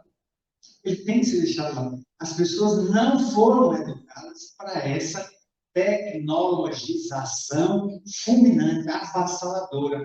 E por isso os pais estão tendo dificuldade, porque os equipamentos mataram dentro da família o que já se tinha pouco diálogo. Pais e filhos já conversavam pouco. Com a tecnologia, o que você encontra em algumas famílias? Todo mundo conversando, pouco. Equipamentos eletrônicos. Divaldo já nos contou que hospedou numa família de São Paulo, e na hora do jantar, o maior silêncio. E Divaldo disse, não se interessa a gente conversar, quando o chefe de família na cabeceira disse, mas nós já estamos conversando, Divaldo. Todo mundo estava com o celular, nas pernas, conversando. Aí Divaldo olhou, uma mulher, 3 filhos e um pai, seus anfitriões, todos já estavam conversando, menos Divaldo. Divaldo estava sentindo necessidade, e durante o jantar, em algumas expressões, mas pela boca, estava todo mundo entre as pernas, um conversando com o outro na mesa do jantar. Que família é essa? Adams ou a família Trapo? Mas então sabe bem qual é a família. Sai de baixo? A família daquele condomínio que sai de baixo? Alguma coisa. Aí ele convidou as pessoas a deixarem os equipamentos. Vamos trocar ideias, vamos conversar aqui. Eu só vou passar essa noite aqui com vocês, gostaria. Aí foi que a família deixou os equipamentos. Então, é fundamental uma educação digital, uma educação emocional, para que o equipamento nos ajude a, inclusive, desenvolver o material espírita. Quanta coisa boa podemos fazer com essa ferramenta para ajudar terceiros, mas sem nos escravizarmos na vida.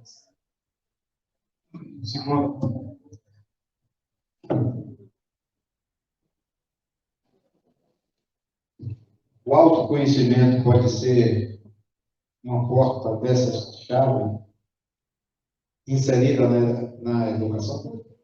Perfeitamente. O autoconhecimento, conforme a proposta apresentada no Livro dos Espíritos, 919, autoconhecer-se, é fundamental conforme a iniciativa de Santo Agostinho. Hoje, o autoconhecimento está sendo desenvolvido por grandes escolas da área da pedagogia, mas, sobretudo, da área da psicologia. A psicologia transpessoal, a psicologia espírita de Joana de Anjos, de Hannah Wolff, a psicologia de Viktor Frankl e de outros expoentes apontam nessa direção. É fundamental porque o indivíduo não se conhece. Todos os dias, nós, os homens, mulheres, estamos diante do espelho. Maquiagem, cabelo, barba, limpar os dentes, escovar. Nos olhamos, mas a gente não sabe quem é aquela pessoa que está refletindo no espelho. A gente tem muitas informações sobre o outro. Nos perguntam sobre o político tal, sobre o artista tal, o sertanejo, o cantor. Sabemos tudo que coleciona tudo. Quando o cantor egípcio Demis Russo veio ao Brasil, para mim, um dos maiores cantores da Terra, já desencarnado, Demis Russo, ele foi procurado por um colecionador dele, fanático do Brasil, mas o colecionador tinha tudo dele, tudo que ele publicou na Grécia, na Espanha, na França, nos Estados Unidos, os discos dele no Brasil, aí colocou no playground de um edifício e Demis Russo ficou impressionado. Como é que esse disco aqui, você lançou em espanhol na década de 60, e eu tenho esse disco que um amigo conseguiu com um antiquário de Barcelona, um disco raro, eu tenho. Ele mostra tudo. Ele sabe tudo do outro e não sabe nada de si próprio. A proposta espírita é a gente começar a fazer a viagem que foi proposta pelo cantor Vanderlei, desencarnado prematuramente, com 50 anos de idade, em Minas Gerais. Eu gostaria muito da música dele, Aonde Deus Possa Me Ouvir. Eu gostaria muito de viajar para o interior do meu interior. Veja que na música o poeta diz que não quer viajar nem para a capital dele, ele quer ir para o interior do interior dele. É o mais profundo do ser. Veja, é uma colocação bem psicológica. Você mergulhar em si mesmo para avaliar quem tem sido até agora. O que é que você tem feito? Quais são as suas respostas aos estímulos do mundo? Como é que nós reagimos? Porque muita gente continua reagindo à fase animal. Todo animal reage. O ser humano que pensa deveria agir diferente. Mas a gente tem que ter assim, pisou no meu pé, dá uma pedrada. Me xingou a mãe, eu xingo a mãe, a sogra, a tia e a bisavó. Bateu no meu carro, eu saio, já boto o dedo no rosto do outro. Mas quando a gente se torna espírita, que mais do que entrar no espiritismo, o espiritismo entra em nós, porque no espiritismo todo mundo pode entrar, mas o espiritismo não entra em todo mundo. É diferente. A recíproca não é verdadeira. Aí, quando ele deixa o espiritismo entrar, a revolução é completa. Porque ele passa a olhar tudo na vida com uma ótica, com uma lente diferente. Tudo é impermanente. Tudo é transitório. Ele não se apega a nada. Porque tudo ele vai ter que deixar, como diz em baianês, de mesmo. Você vai deixar, mas o guarda-roupa entupido, vai morrer. E vai ficar tudo aí para os parentes doar. Ou você usa logo agora, para sentir prazer pela edição. Isso aqui eu vou conservar para uma solenidade, uma ocasião especial do seu próprio relógio. Aí morre o povo diz, bota essa camisa, eu adorava essa camisa, é enterrado com ela. Mas que sinto enterrado com ela, dá vontade. Eu quero usar uma coisa viva, um sapato, gosto. Eu vivo, circular com ele. Nem tem que ser espalhafatoso, é meu estilo. Ou discreto, é meu estilo. Cada um tem. É que a gente fica sempre voltando para o amanhã e esquece de viver o hoje. Então, o excesso de ontem, o que é? Depressão. O excesso de amanhã, ansiedade. O excesso de hoje, estresse. Escolha. Façam as suas escolhas. Porque aqui você decide.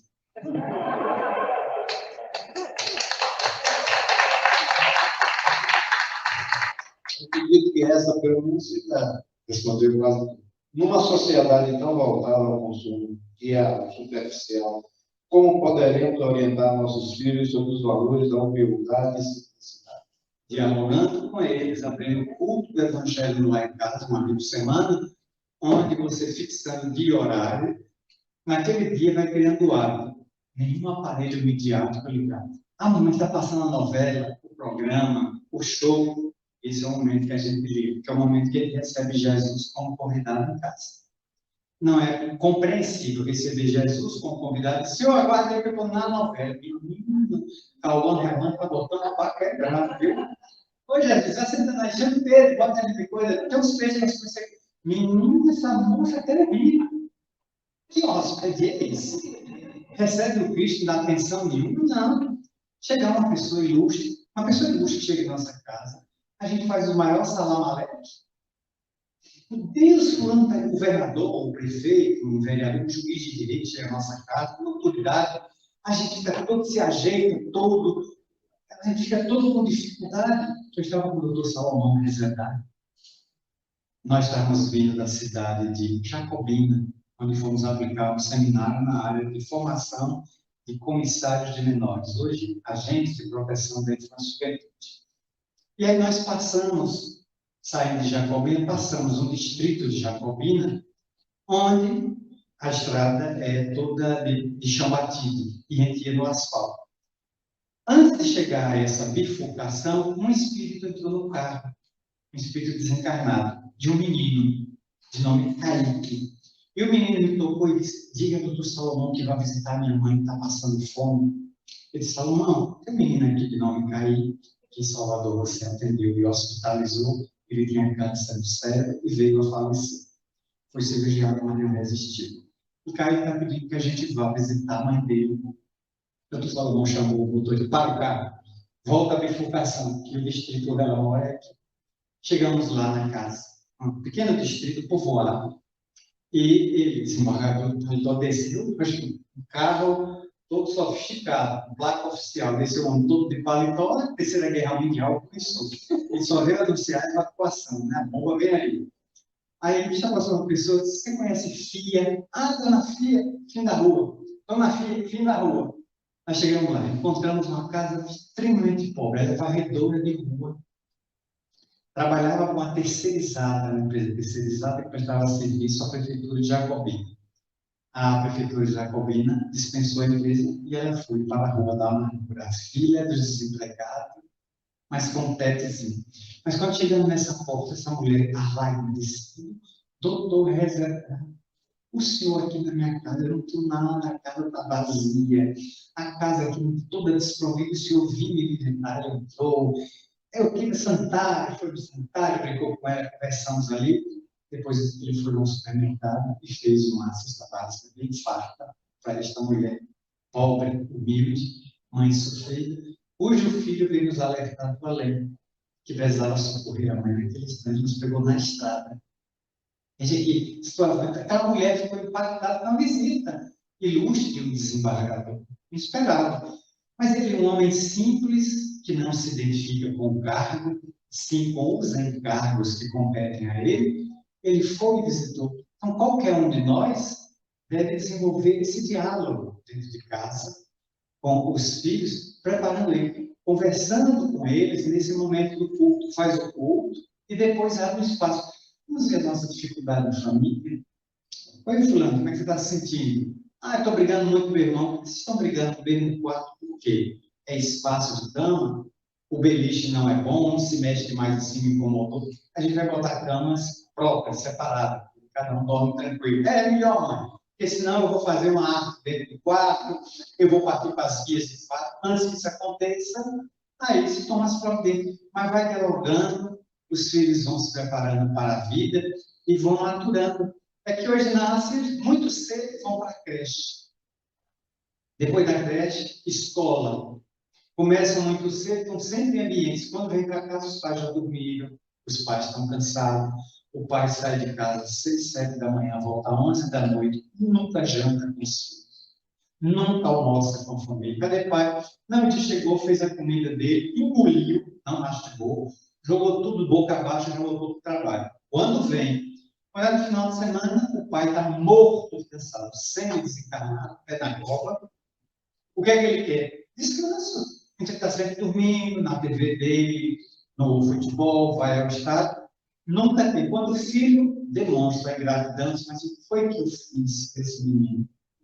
Não fez nada. Não, simplesmente não assumiu como pai. Procriou, botou um corpo onde o espírito se emboscou, mas nunca se preocupou com os valores internos daquela alma que veio do além do passado para viver a epopeia da família. Compreendendo a reencarnação, a atitude nossa como espíritas, pais e mães, deveria ser diferente. Porque ao saber da reencarnação, sabendo que eu não tenho filhos, só Deus tem, eu posso fornecer cápsulas ou invólucros materiais para os espíritos, mas eles não são meus filhos, são filhos de Deus. momentaneamente na consanguinidade, eles estão meus filhos, pelos quais eu sou responsável pela educação. Isso é grave. Deus pega um filho dele, olha para mim e diz: Marcelo, eu vou lhe confiar essa menina, esse menino, esse casal, para você educar. Não é brincadeira. Eu não posso devolver a Deus pior do que recebi. Eu tenho que devolver aqueles filhos a Deus melhor. Eles têm que estar melhores, mais aperfeiçoados. Então, no livro dos Espíritos, isso. E se os filhos se desviarem para o mal, não obstante o esforço dos pais, Deus isentará os pais porque eles fizeram tudo que estava ao seu alcance. O filho fez uma escolha. Eu vou seguir o mal. Mas ele seguiu uma educação familiar excelente. Mas eu quero seguir a bagaceira. Os pais vão sentir, mas eles não serão responsabilizados. Agora, se eu não fiz o que devia, soltei os filhos no mundo e eles agora têm cascos em vez de mãos e pés, então eu serei responsabilizado. A divindade me dirá pela consciência que fizeste dos filhos que te confiei. E essa responsabilidade é até que idade? Dos pais, é toda a vida? Não tem idade. Não tem idade. A lei terrestre estabelece até 18 anos, né? Eu sou mediador judicial, tive caso lá de chegar lá a casos de que um casal muito jovem, 19, 20 anos, se separaram. E eu todo dia faço 5, 6 audiências de mediação para o divórcio. A mãe acompanhou o filho. Ela chegou na porta da sala, disse: senta ali. Aí eu olhei para ela e disse: a senhora é advogada? Não, sou mãe dele. Eu quero entrar para participar. Eu disse: qual é a idade do seu filho? 20. Ele tem 2 anos que ele é adulto. Mas eu tenho coisas a dizer. Claro, certamente eu tenho enorme prazer, mas a senhora não sendo advogada, nenhuma das partes, a senhora não pode entrar. Eles são 2 adultos e eles se casaram em 2019, 2020. Adultos. Portanto, eles vão decidir que a senhora não pode entrar, porque a audiência é privada, e assunto de família corre segredo de justiça. A senhora se sente ali na sala e aguarda. Calada! Entendeu? Calada! Porque eu vou atender. A ideia é que ainda mandava, é a mãe caçadora. Filho com 20 anos não quer dizer que ele deve não fazer. Não dá mais. Os filhos, depois de 18 anos, pela lei, se emancipam. Pela lei divina, eu só sou responsável por um filho até o final da vida. Depende da situação dele. Por isso que quando o Sebastião, no Ceará, teve um filho aos 20 anos de idade, o primeiro filho que nasceu de Sebastião, ele foi, olhou para o filho, viu assim, muito sequinho, muito magro, aquela coisinha miudinha, disse: esse menino não vai se criar. 20 anos depois, Sebastião tinha 40, o filho tinha 20. O filho tomou uma queda, ficou machucado, veio para o hospital. Sebastião, 40, foi lá olhar, olhou para o filho e disse: esse menino não vai se criar. 60 de idade, Sebastião, o filho tem 40, tomou um tiro de um assalto. No hospital, esse esvaindo em sangue, Sebastião vai lá no hospital, visita o filho. Esse menino não vai se criar, meu Deus do céu. 100 anos Sebastião atinge. Os amigos vão lá na casa dele, enquanto o velho sentado na porta, tomando sozinho. Sebastião, isso é triste, mas não ele dá. O que é? Antônio, seu filho, acaba de falecer. Mas eu disse que aquele menino ia se criar. Também, já praticamente falou, no núcleo familiar, qual a função do pai? Existem funções pré-definidas. Tradicionalmente, o pai era o provedor e ficava mais ausente dos filhos. Hoje, o pai parece mais presente. Existe alguma explicação para a menor quantidade de filhos com cada família? Às vezes, só tem um filho. Todos têm algum papel dentro da família. Na família tradicional, que a gente chama nuclear, o pai sempre foi o provedor material. E a mãe era cama, mesa e banho, né? Ela casava para fazer filhos na cama, ela casava para colocar na mesa e ela se casava para as prendas domésticas. Ela não votava, até 1940 no Brasil a mulher não votava, a mulher não podia dirigir, a mulher não podia entrar nas forças armadas, nas forças de segurança, que hoje tem mulher até quase general no Brasil. Já temos mulher general dos Estados Unidos, veio ao Brasil recentemente uma general dos americanos. Então, tudo isso foi um processo evolutivo de mudança desses valores de uma sociedade judaico-cristã profundamente machista, patriarcal, que privilegia o macho alfa. Agora estamos descobrindo que a mulher tem a mesma capacidade de fazer os mesmos ofícios e ter direito aos mesmos salários. Então, é uma mudança cultural que a educação vai impactando. Dentro da família tradicional, o pai foi sempre o provedor, até que esse papel foi superado. Porque hoje, segundo o IBGE, censo de 2010, não há censo ainda do último, resultado do último censo, porque ainda não terminou esse censo por causa da pandemia, era 2020 o censo, não foi realizado. Naturalmente que o censo de 2010 diz que 53% das famílias no Brasil tem como cabeça do casal a mulher. Então, se eu botar 100 famílias na minha frente, eu posso assegurar que 53 delas, quem faz o papel de pães, pai e mãe, é a mistura, pães, é a mulher. Não há marido, não há parceiro. O parceiro está na rua fazendo mais filho, o parceiro está morto, ela é viúva, o parceiro abandonou depois do terceiro, quarto filho, vai fazer mais 4, porque ele quer levar a sério, crescer e multiplicar, ele quer multiplicar, encher o mundo de filhos, sem se preocupar com nenhum deles. Então, você tem, quando eu trabalhei no juizado de menores, eu atendi um homem que me mostrou um contra-cheque. Aí, doutor, isso é um absurdo. Sou funcionário aposentado da Prefeitura de Salvador, estou recebendo de contra-cheque 50 centavos. Aposentado de minha vida e trabalhar. Poxa, que absurdo, mas foi examinado. Fui conversando com ele e fui. Enquanto no contra-cheque do Sul, quando eu vi pensão alimentícia descontada, pensão alimentícia descontada. Quantos filhos eu tenho? 33. Você fez com uma mulher e 15 com a outra. Tem solução para mim? Eu pensei numa tesoura, pensei no bisturi, né?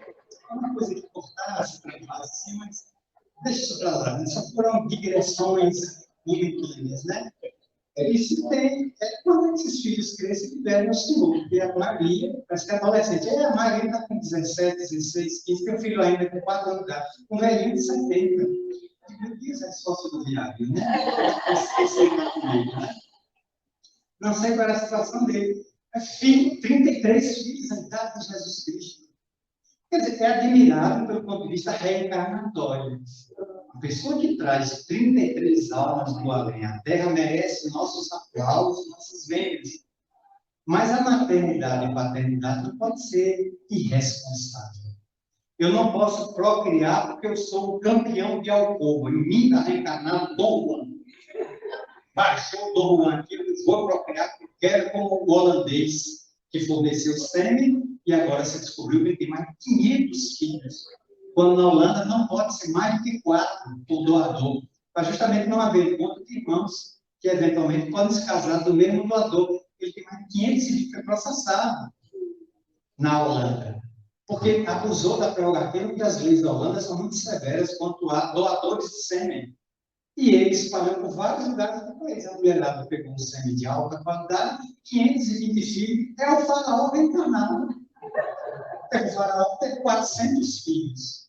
Mas o faraó podia, porque ele tinha até as irmãs como esposa. Ele casava com as irmãs, o incesto não era tabu para os egípcios, era coisa natural. Hoje em dia, as leis proíbem. Artigo 1521 do Código Civil. Não posso casar com minha irmã, não posso me acasalar com minha mãe, com parente próximo. Há proibição, vedação legal. Mas a situação, por isso mesmo, há papéis bem definidos, que hoje deve estar em equilíbrio. Tem mulher, tem uma amiga que me convidou para o casamento dela, mas ela tem um contra-cheque de 2 dígitos. Nem vou dizer o carro que ela ocupa, né? 2 dígitos, muito alto o carro dela e o salário. Ele, balconista. Mas depois encontrei com ela no shopping, ela queria desabafar, eu digo, estou notando 2 coisas no meu caminho. O que é? A ausência do anel de casado. Perdão, mas eu notei quando eu encontrei aqui no shopping. Não está mais. E estou sentindo seu rosto crispado, como se você quisesse me dizer, meu casamento acabou. Está certo. Não entrar no médico. Fiquei aguardando. Acabou porque ele não aguentava o meu poder dentro de casa. O poder que é derivado do cargo que eu ocupo do concurso. A minha caneta decide vidas. Então, ele lamentou. Minhas 2 férias no ano, 60 dias de férias que eu disponho, meu contra-cheque alto, as minhas chamadas de altas autoridades me convocando.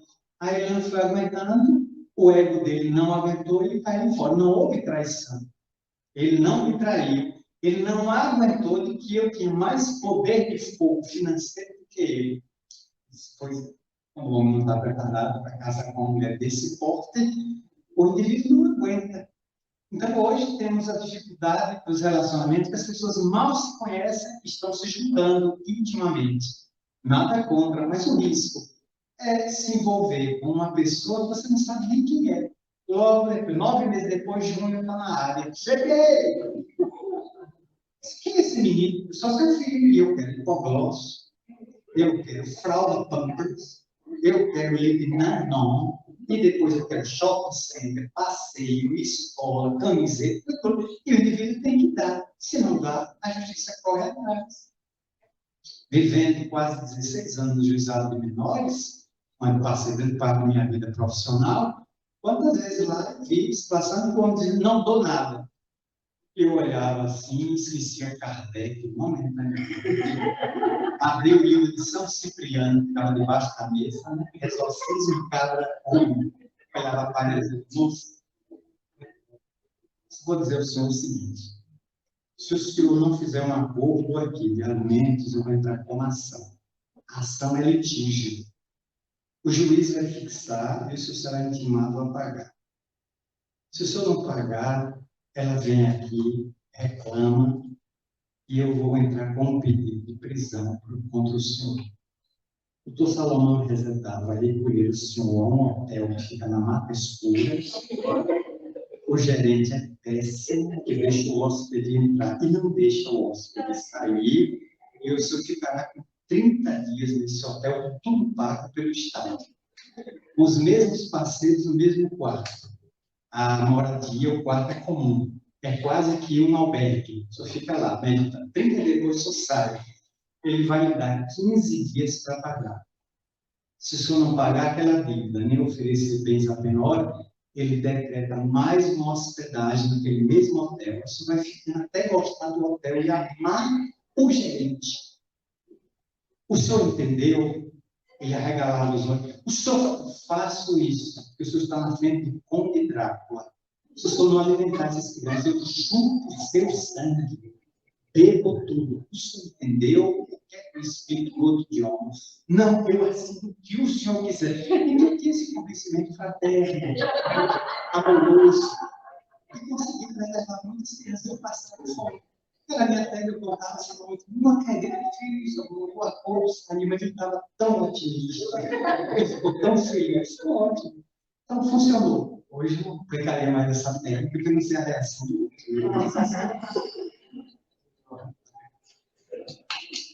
Então, sobre essa, né, para apresentar os nossos agradecimentos ao nosso grande palestrante, companheiro, confrade, e de uma forma brilhante, didática, mostrou não só o seu conhecimento da doutrina, exortando a capacidade, buscando, inclusive, ele nos fez navegar na história da vida, né?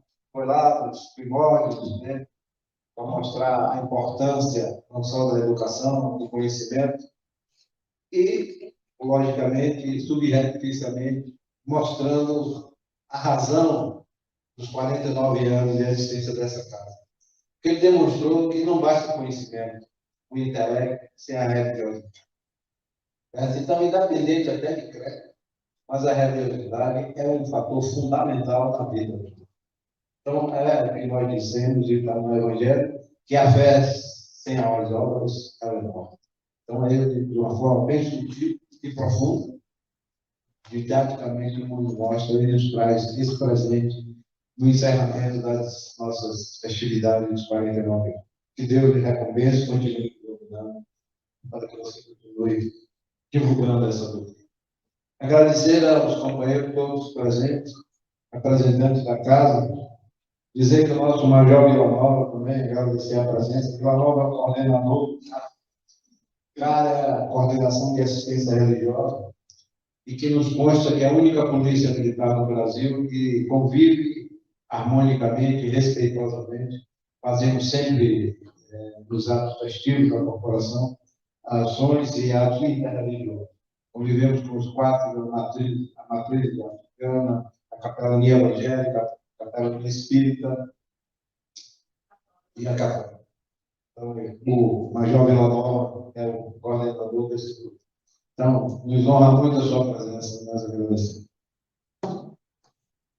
Feito isso, enfim, encerramos hoje os 49 anos e começamos já a pensar nos 50. Mas a vida continua.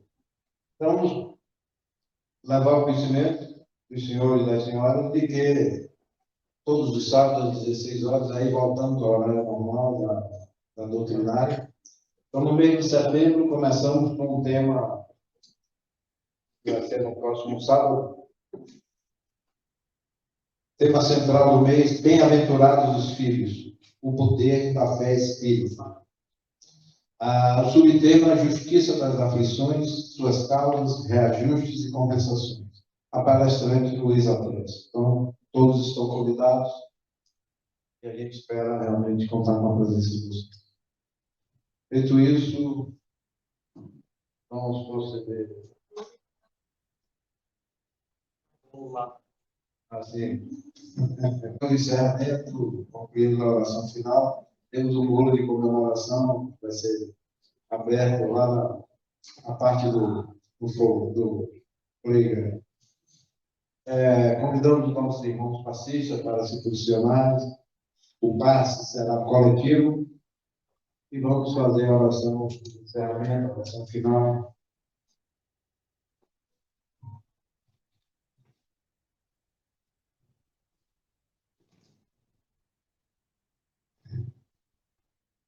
Movemos o nosso pensamento ao alto, buscando nos acordarmos e tentar absorvermos um pouco dessa energia reinante do nosso mundo.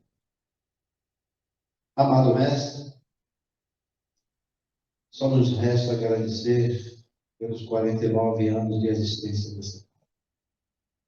A começar ao Pai maior, Criador de todas as coisas, Senhor da vida. Ao nosso irmão desbravador e grande incentivador e criador desta casa, o nosso Coronel Santa Rita, o nosso saudoso Coronel Santa Rita, que com sua coragem e desprendimento desbravou e venceu esta batalha nos idos de 1974, enfrentando a resistência de todas as ordens, e criou o Núcleo Espírita da Polícia. E temos a satisfação de tê-lo como nosso, hoje, um dos coordenadores da casa, um dos mentores espirituais. Agradecer a todos os trabalhadores, razão da existência dessa casa, do devotamento, do voluntariado, que Deus continue iluminando, abençoando e, acima de tudo, mantendo essa vontade de cada vez mais servir a Deus. Agradecer, Senhor, a oportunidade que nos concede de trabalhar, de atender e socorrer os nossos irmãos, seja encarnados e desencarnados, em particular aos policiais militares, defensores e cuidadores da sociedade, fazendo com que eles interpretem e absorvam de que tenham uma grande missão. Começamos a leitura da reunião com um texto que falava sobre dom. Temos todos, cada um de nós, um dom dado pelo Pai.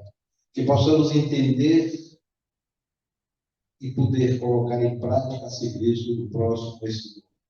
Seja da palavra, seja da oportunidade, de ter a paciência de ouvir o próximo, e particularmente aos nossos policiais militares, que entendam que essa missão é nobre, de salvar e de cuidar de vidas, que sejam um espelho e sejam sempre inspirados e protegidos pela espiritualidade na prática de suas missões. Agradecer, Senhor, pela existência desta casa.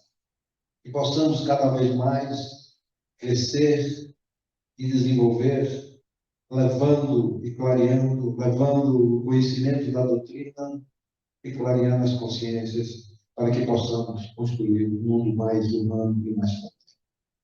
Por tudo isso, amado Mestre, só nos resta mais um pedido, que possamos continuar convivendo e completando vários centenários de vida servindo ao próximo. Por tudo isso, amado Mestre, te agradecemos em teu nome e com a tua permissão. Damos por encerrar os trabalhos deste ano. Parabéns. Por um da quarta de fora. Venho dizer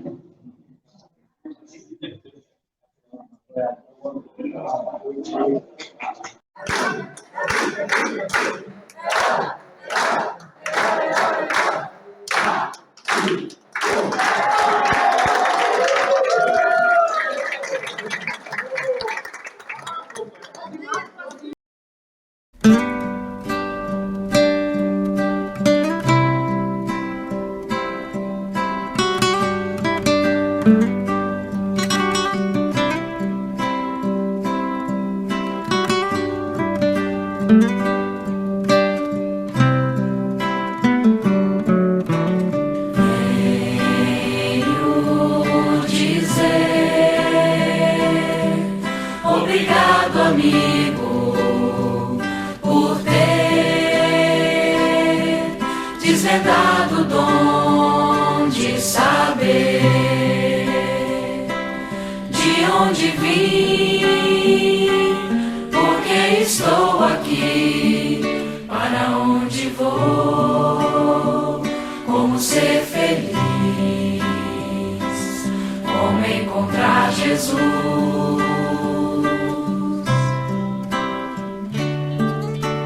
Com seu trabalho, hoje temos um Consolador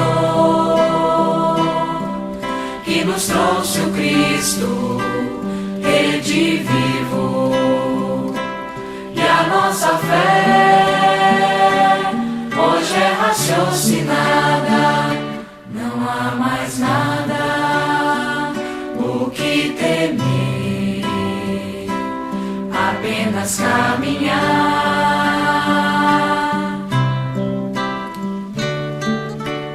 A sua luz vai brilhar na terra, porque a verdade encerra. E assim, digo Kardec, obrigado pelo Espiritismo, por ter renunciado, pelo Espiritismo e a vida dedicado ao Espiritismo.